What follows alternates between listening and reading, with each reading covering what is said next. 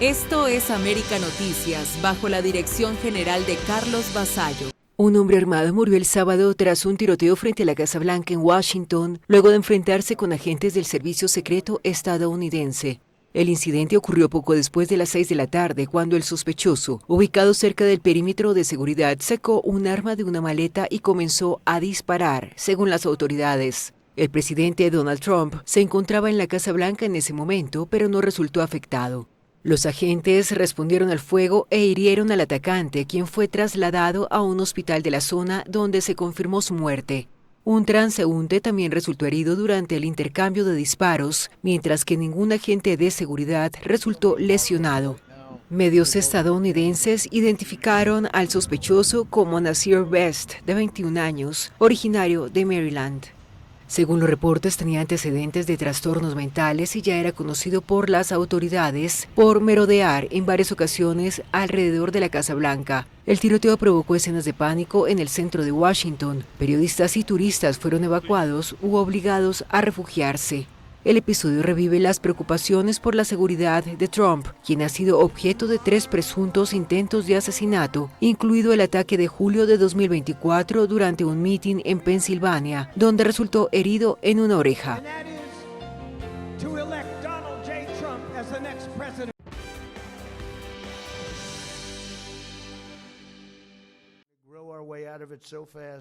Donald Trump moderó el domingo las expectativas de un acuerdo inminente entre Estados Unidos e Irán para poner fin a la guerra en Oriente Medio, pese a que ambas partes reportaron avances en las negociaciones mediadas por Pakistán.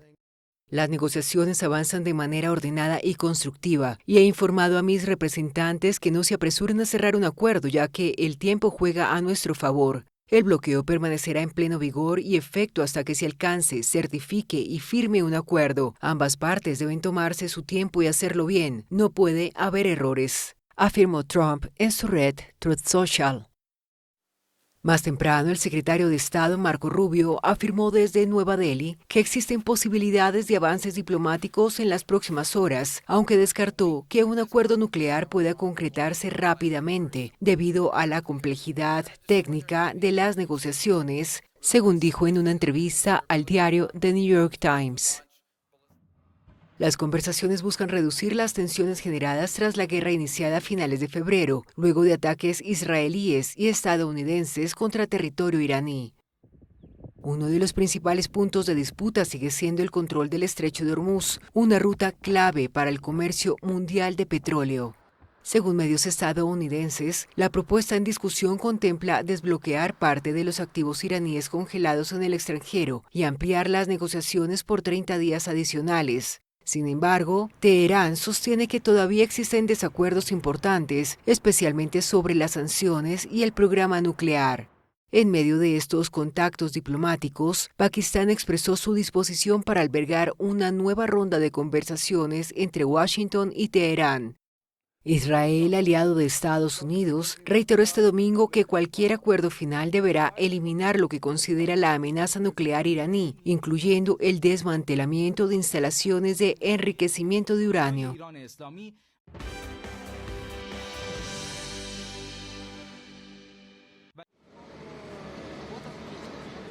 Rusia lanzó durante la madrugada del domingo uno de los bombardeos más intensos contra Kiev desde el inicio de la guerra, utilizando 600 drones y 90 misiles, entre ellos un misil hipersónico Oreshnik, según las autoridades ucranianas. El ataque dejó al menos 4 muertos y decenas de heridos en la capital y sus alrededores. La Fuerza Aérea Ucraniana afirmó haber interceptado 549 drones y 55 misiles, mientras equipos de rescate trabajaban entre edificios residenciales, escuelas, universidades y centros comerciales dañados. Las explosiones sacudieron varios distritos de Kiev y obligaron a cientos de personas a refugiarse en estaciones de metro.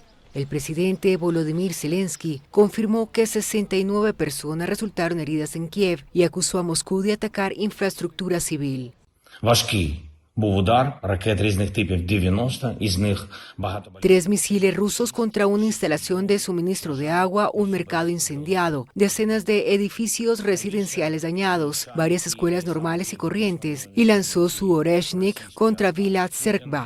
Están realmente Не trastornados. може нормально вимовити, шамкає, а все ще своїми ракетами перемагає житлові будинки. Rusia aseguró que el lanzamiento del misil Oreshnik fue una respuesta a ataques ucranianos contra territorio ruso y negó haber apuntado contra civiles. El bombardeo ocurre después de que Vladimir Putin prometiera represalias por un ataque ucraniano contra un liceo en una región ucraniana ocupada por Moscú, que dejó 21 muertos. Moscú ya había utilizado el misil Oreshnik en 2 ocasiones desde el inicio de su invasión de Ucrania en febrero de 2022, en noviembre de 2024 contra una fábrica militar y en enero de 2026 contra una fábrica aeronáutica en el oeste de Ucrania, cerca de las fronteras de la OTAN.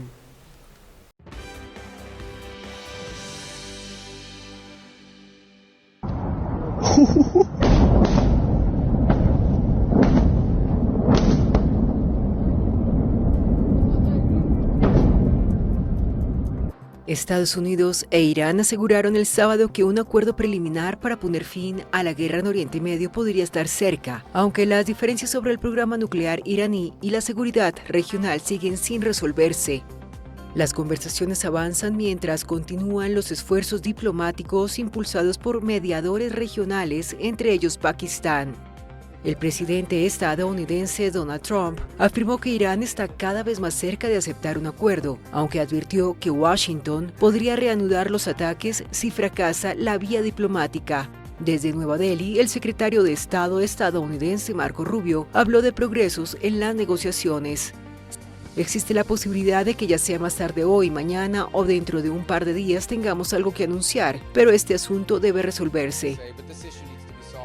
En Teherán, el portavoz de la Cancillería iraní confirmó que ambas partes trabajan sobre un memorando de entendimiento de 14 puntos que serviría de base para un acuerdo marco.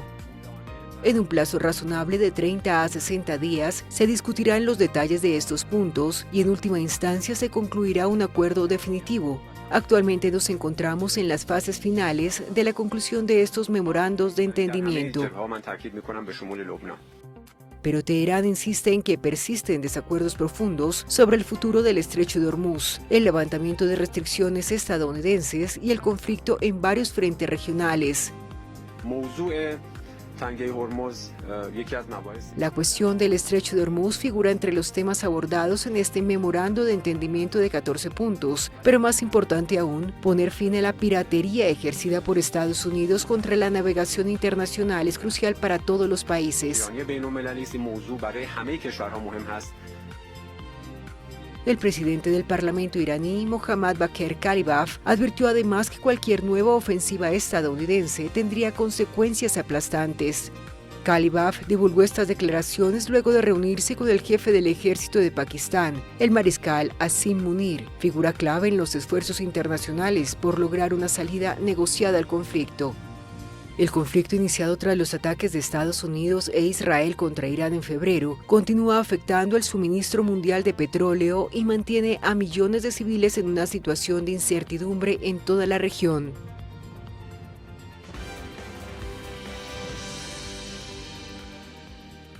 Hola a todos, les saluda Camilo Egaña. Bueno, y por la cantidad de papeles que hay sobre la mesa, parece que el día va a ser realmente irrepetible e inolvidable. Si el día necesitara un protagonista, sería sin duda el presidente Trump, que acaba de declarar: parece que yo seré quien haga la transición en Cuba. Esa podría ser la frase del día. Pero hay otra frase que quiero compartir con ustedes, y esa se ha dicho en La Habana.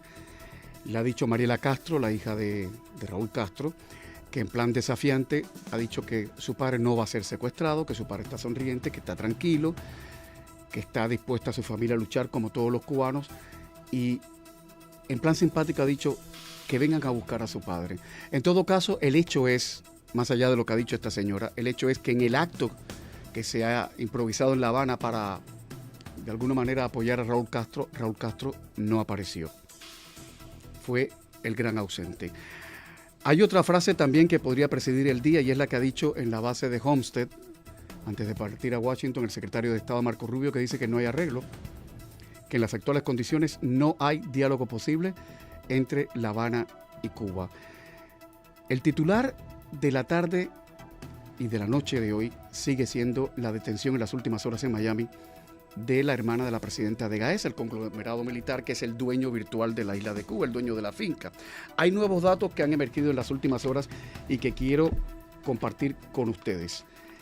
Se sabe que Adis Lastres tenía la residencia permanente, la acaba de perder, el secretario Marco Rubio lo acaba de decir, que se le ha despojado la residencia permanente porque según el gobierno federal esta señora es deportable porque su presencia representa una amenaza para Estados Unidos y socava los intereses de la política exterior estadounidense. La detenida se sabe además que presidía varias empresas inmobiliarias en el sur de la Florida, que entró en el 2023 bajo el auspicio del gobierno de Joe Biden, que hasta entonces nunca había solicitado la ciudadanía y obviamente no había solicitado pasaporte. No hay registros, al menos, de que no haya solicitado esos documentos. Y Marco Rubio dijo que esta mujer es removible bajo las disposiciones de la Ley de Inmigración y Nacionalidad. Rubio precisó, además, que la detenida administraba activos inmobiliarios y vivía en Florida, mientras también colaboraba con el régimen comunista de La Habana. A ver, que hay más cosas que contar, ¿eh? Yo dije que la cantidad de papeles en la mesa de alguna manera tenía que ver con la cantidad de cosas que hay que contar. Hay una buena noticia, ¿eh? En medio de todo el desbarajuste y el desmadre que se llama Cuba, hay una buena noticia. Y es que la gente de Miami, los viajeros de Miami, ahora van a tener un poquito más fácil la entrada de productos a Cuba, porque una nueva ley de Cuba, de la aduana cubana, permitirá a los viajeros de Miami llevar, tomen nota por favor, teléfonos celulares, computadoras, impresoras, discos duros, memorias, alarmas alámbricas, receptores domésticos de radio y televisión, entre otros productos. Eso no va a ser ahora mismo, ¿eh? La ley va a entrar en vigor, ojo, el 20 de julio de 2026, pero la desesperación del régimen es tal que han abierto prácticamente las puertas de par en par para que entren productos de los Estados Unidos, porque en el país, como decimos en Cuba, ya no hay ni donde amarrar la chiva. También la gente de Miami, los viajeros de Miami, podrán llevar a partir del 20 de julio de 2026 módems alámbricos destinados a la interconexión de equipos con la red telefónica fija o móvil, algunos teléfonos inalámbricos, alarmas para vehículos y equipos de impresión o escaneo. Y bueno, quiero quedarme con una cifra, porque si el día está singularizado con las frases de Trump, con las frases de Marco Rubio y de Mariela Castro, también podría singularizarse con esta cifra. En el mundo, 1.200 millones de personas viven con trastornos psiquiátricos. 1.200 millones. El grupo de mayor riesgo son los adolescentes de entre 15 y 19 años y las mujeres de todas las edades. Y esto se desprende de un estudio seriosísimo hecho en varios países que acaba de publicar en las últimas horas la revista científica The Lancet. Reitero, grupo de alto riesgo, estudiantes de entre 15 y 19 años y las mujeres de todas las edades. Y usted se preguntará, ¿por qué las mujeres? Hombre, es que las mujeres llevan el peso del trabajo aquí en la tribu. Nos guste o no admitirlo, las mujeres llevan sobre sus hombros el peso de todo. Ahora más noticias, porque hay más noticias y ojalá que sean mejores. Pero antes vamos a resumir, como siempre hacemos, la actualidad en titulares. Estos son los titulares que marcan la jornada informativa de hoy. Washington cierra el cerco sobre Gaesa. Nuevas revelaciones tras el arresto en Miami de la hermana de la jefa del imperio financiero del régimen cubano. Les contamos. Díaz-Canel sale a defender a Raúl Castro, pero la aparición de El Cangrejo frente a la embajada de Estados Unidos dispara nuevas tensiones con Washington. Tenemos los detalles. El Pentágono mueve piezas cerca de Cuba, mientras crecen las alertas militares en el Caribe. Estados Unidos señala directamente a los militares cubanos acusados junto a Raúl Castro por el derribo de Hermanos al Rescate.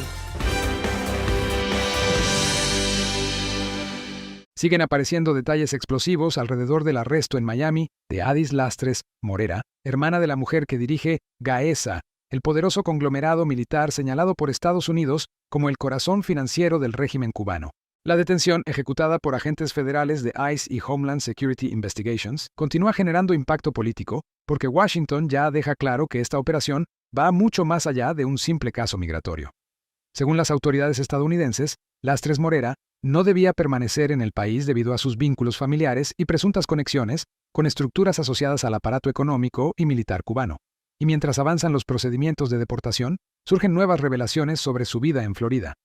Documentos y registros empresariales muestran que la detenida aparecía vinculada a compañías inmobiliarias en el sur del estado, mientras su hermana, la general Ania Guillermina Lastres Morera, continúa al frente de Gaesa, el conglomerado que controla buena parte de la economía de Cuba: hoteles, puertos, remesas, bancos y negocios estratégicos del régimen. Washington acusa a esa estructura de mover miles de millones de dólares mientras la población cubana enfrenta apagones, escasez y una crisis cada vez más profunda. Y el mensaje político desde la administración Trump fue todavía más agresivo. Marco Rubio reaccionó públicamente al arresto asegurando que la detenida ayudaba al régimen cubano mientras vivía cómodamente en Florida administrando propiedades y negocios. Rubio afirmó que no habrá espacio en Estados Unidos para personas vinculadas al aparato del régimen, mientras, según dijo, millones de cubanos sobreviven en medio del colapso económico de la isla. Además, el secretario de Estado vinculó directamente el caso con la ofensiva que Washington mantiene contra Gaesa. El hijo de la detenida ofreció declaraciones a medios del sur de Florida, intentando desvincular a su madre de cualquier actividad ilegal, mientras el caso sigue creciendo en redes sociales y programas del exilio cubano. Ni siquiera podía hablar con mi mamá, está ella completamente descomunicada, no sé si está bien, la tienen aislada. Yo creía que había venido a un país donde se respetan las instituciones y aparentemente no. Puede venir una persona y violar la ley.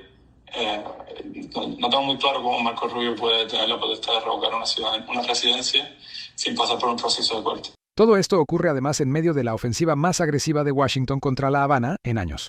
Nuevas sanciones, acusaciones contra Raúl Castro, investigaciones sobre el aparato militar y advertencias directas contra figuras vinculadas al poder económico del régimen.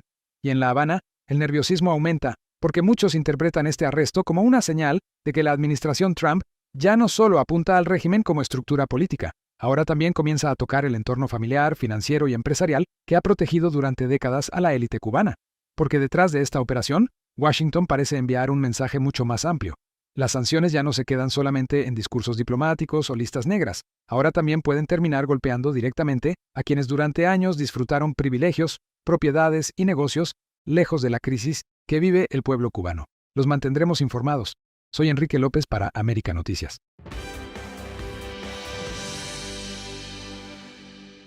El régimen cubano volvió a cerrar filas alrededor de Raúl Castro, pero lo hizo en medio de señales de nerviosismo, ausencias incómodas y un nuevo desafío directo contra Estados Unidos. Miguel Díaz-Canel apareció vestido con uniforme verde olivo en la tribuna antiimperialista de La Habana en un acto organizado para respaldar al ex líder cubano después de la histórica acusación criminal presentada por el Departamento de Justicia estadounidense. Y desde allí lanzó un mensaje desafiante a Washington.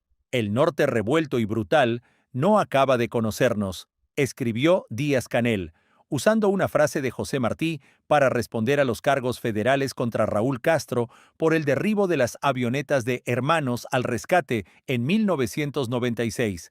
Pero el detalle que más llamó la atención fue otro. El propio Raúl Castro, el homenajeado del acto, no apareció. Su ausencia desató especulaciones inmediatas sobre su estado de salud y provocó burlas en redes sociales, donde muchos usuarios comenzaron a preguntarse si el histórico líder cubano ya no puede mostrarse públicamente en medio de la creciente presión de Washington. En cambio, quien sí apareció fue su nieto, Raúl Guillermo Rodríguez Castro, conocido como El Cangrejo.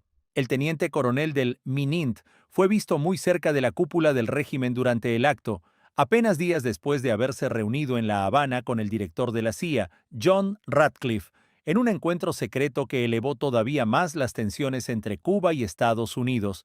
Mientras tanto, desde Washington, el tono sigue endureciéndose.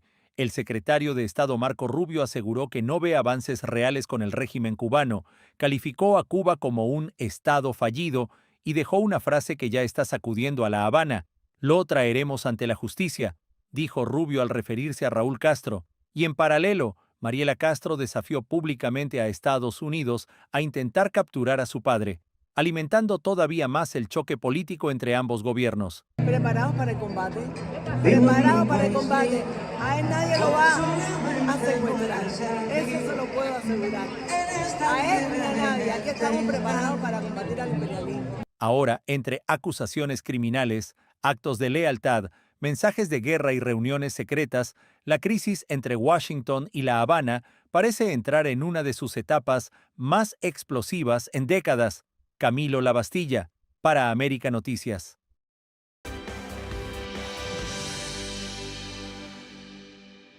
La tensión entre Washington y La Habana sigue subiendo, y ahora las señales llegan directamente desde el Pentágono.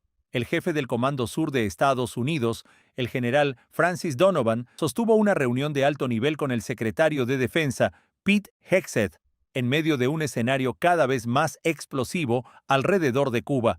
Aunque oficialmente no se revelaron detalles específicos del encuentro, el contexto encendió inmediatamente las alarmas. Todo ocurre mientras Estados Unidos aumenta movimientos militares en la región, despliega grupos navales cerca del Caribe y acelera planes de contingencia relacionados con Cuba tras los reportes sobre drones militares vinculados a Rusia e Irán. El despliegue del portaaviones USS Nimitz junto a destructores y buques de apoyo forma parte de la operación Southern Seas 2026, descrita por el propio Comando Sur como una demostración de alcance, preparación y capacidad de respuesta militar. Y detrás de escena crece la percepción de que Washington ya no solo presiona económicamente al régimen, también se prepara para cualquier escenario que pueda surgir si la crisis escala. Todo esto coincide con semanas de máxima tensión, acusaciones formales contra Raúl Castro, nuevas sanciones, advertencias sobre cooperación militar entre Cuba, Rusia e Irán y reportes sobre más de 300 drones militares que habrían llegado a la isla. Mientras tanto, desde Washington también llegan mensajes cada vez más duros. Marco Rubio aseguró recientemente que el sistema cubano está roto y dejó abierta la incertidumbre sobre cómo Estados Unidos podría actuar respecto al caso Raúl Castro. El día que les tocó tomar una decisión, su sistema no funciona bien, su sistema económico no funciona, está roto y no se puede arreglar con el sistema político actual. Simplemente no entienden cómo hacerlo. Es un estado fallido, al igual que su economía, y el modelo que intentan seguir en Cuba no se parece en nada a lo que se hace en el resto del mundo. En paralelo, fuentes vinculadas al aparato de seguridad estadounidense reconocen que ya existen análisis y escenarios preparados en caso de que el presidente Donald Trump decida avanzar hacia medidas más agresivas contra el régimen. Y en Miami, donde cada movimiento se sigue minuto a minuto, muchos interpretan estas reuniones y despliegues como señales de que Washington quiere dejar algo claro. Estados Unidos no solo está aumentando la presión sobre La Habana, también quiere demostrar que está listo para responder rápidamente si Trump decide dar la orden. Soy Camilo Lavastilla para América Noticias.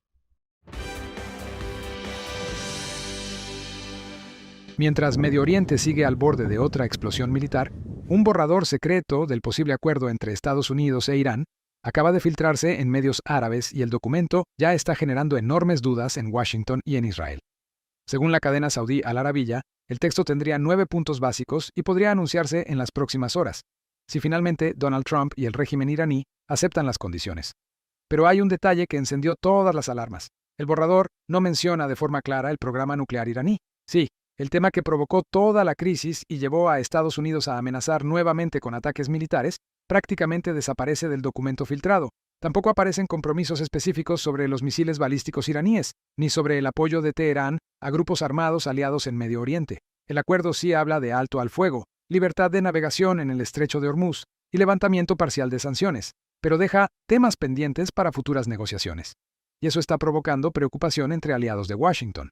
Mientras tanto, Donald Trump mantiene el tono de presión. Desde la Casa Blanca aseguró que Estados Unidos quiere quedarse con las reservas iraníes de uranio enriquecido, material que Washington considera clave para evitar que Irán llegue a desarrollar armas nucleares. Lo conseguiremos, afirmó Trump, y probablemente lo destruiremos. Pero desde Teherán las señales siguen siendo ambiguas. Fuentes iraníes reconocen que las diferencias se redujeron, aunque todavía no existe un acuerdo definitivo. En paralelo, el secretario de Estado Marco Rubio se reunió con Mark Rutte en Suecia para discutir la guerra con Irán. el gasto militar y la seguridad marítima en rutas estratégicas como el Estrecho de Hormuz. La preocupación internacional es enorme. Si las negociaciones fracasan, Washington mantiene lista la opción militar, mientras Israel sigue presionando para retomar ataques directos contra Irán lo antes posible.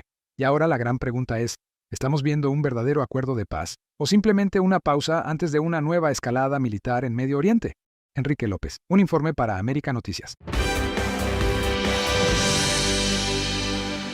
La acusación contra Raúl Castro no llegó sola. El Departamento de Justicia de Estados Unidos también reveló los nombres de 5 militares cubanos acusados de participar en el derribo de las avionetas de Hermanos al Rescate en 1996, un ataque que dejó 4 muertos sobre aguas internacionales y que ahora vuelve al centro del conflicto entre Washington y La Habana casi 30 años después. Según la acusación federal, los 5 formaban parte del operativo militar ejecutado por la Fuerza Aérea Cubana el 24 de febrero de 1996. Entre ellos aparece Lorenzo Alberto Pérez Pérez, señalado como el piloto que disparó los misiles contra una de las avionetas civiles. Investigadores aseguran que era uno de los pilotos más experimentados de la aviación militar cubana, con cientos de horas de vuelo en aviones MiG. También fue acusado el teniente coronel Emilio José Palacio Blanco, identificado como escolta durante la operación aérea. La lista incluye además a José Fidel Gualbarzaga y Raúl Simanca Cárdenas, quienes habrían participado en la persecución de otra aeronave pilotada por José Basulto, líder de Hermanos al Rescate, pero uno de los nombres ha generado especial atención. Luis Raúl González Pardo Rodríguez, también acusado por Estados Unidos, emigró al país en 2024 bajo un parole humanitario. Ahora aparece formalmente imputado en uno de los casos más delicados vinculados al régimen cubano en décadas.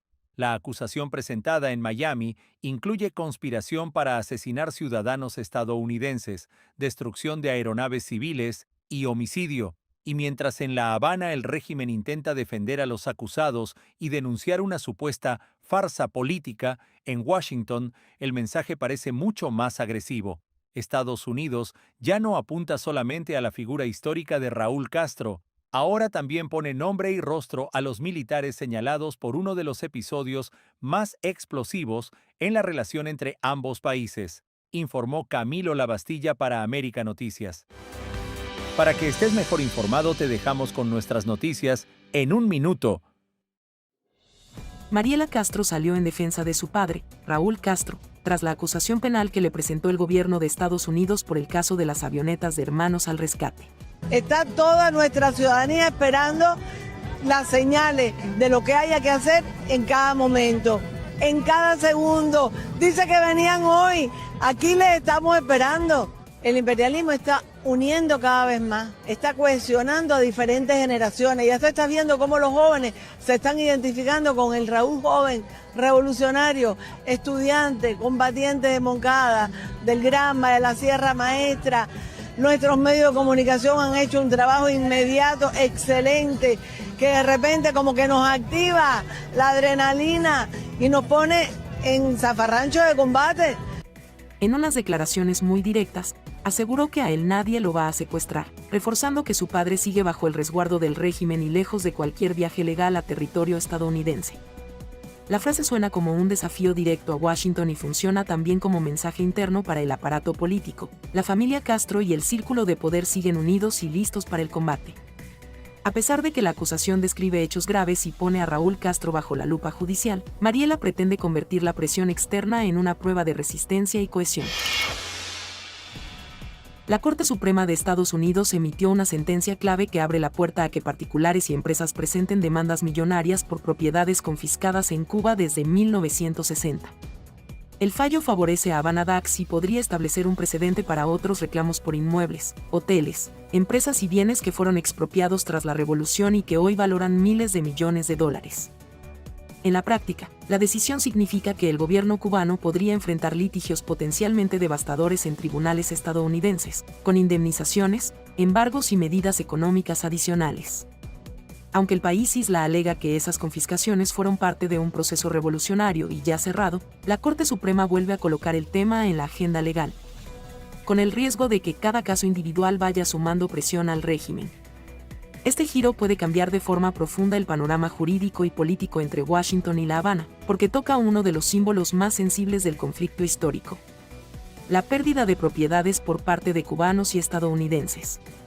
Ahora, en lugar de ser solo un capítulo histórico, se convierte en una batalla legal que podría prolongarse por años y con consecuencias económicas muy concretas para el país. ICE arrestó en Miami a Adis Lastres Morera, hermana de Ania Lastres Morera, la presidenta ejecutiva de Gaesa, el principal conglomerado empresarial de las Fuerzas Armadas de Cuba. La detención se dio en un aeropuerto de Florida y las autoridades señalan que la mujer permanece bajo custodia, enfrentando ahora un proceso que podría terminar en deportación. El caso se interpreta como un golpe dirigido, otra pieza en la estrategia de presión que la administración de Trump aplica al sistema económico y militar cubano. Adis Lastres no solo es familiar cercana de la dueña de Gaesa, sino que también está vinculada a círculos de negocios y servicios financieros en el sur de Florida, lo que le da una dimensión de red más amplia.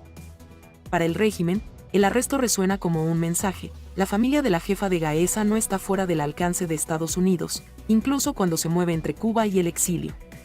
En el fondo, el episodio muestra cómo la presión migratoria y judicial se entrelaza con la lucha por el control del dinero que mantiene en pie al aparato militar cubano.